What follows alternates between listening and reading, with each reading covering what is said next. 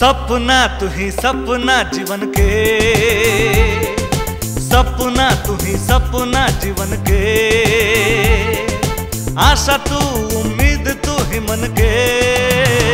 तू ही तो हमार उजियारा, तू ही तो हमार हवा सहारा। सपना तू ही सपना जीवन के, सपना तू ही सपना जीवन के, आशा हम उम्मीद है मन के, तू ही तो हमार हवा सहारा, हम तो तोहार उजियारा, तू ही तो हमार उजियारा।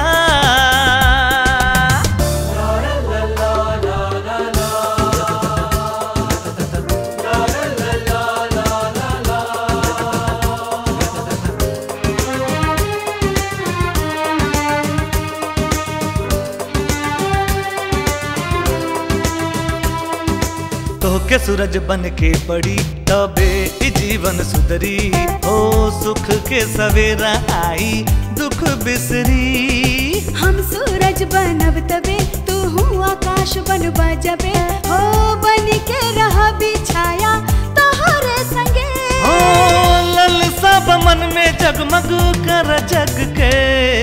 सपना तू ही सपना जीवन के,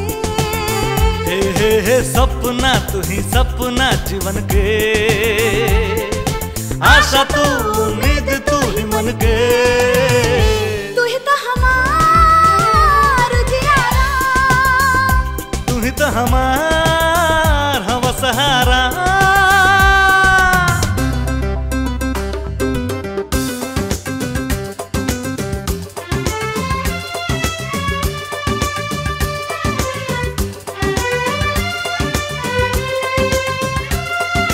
कटी रात दिन आई हा सब जसंग दुनु भाई, हो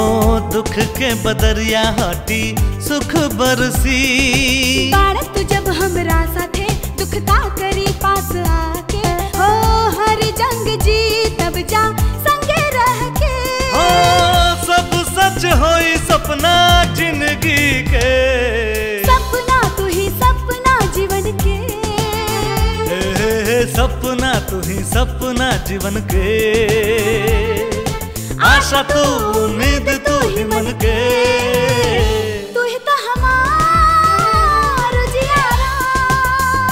तू ही तो हमार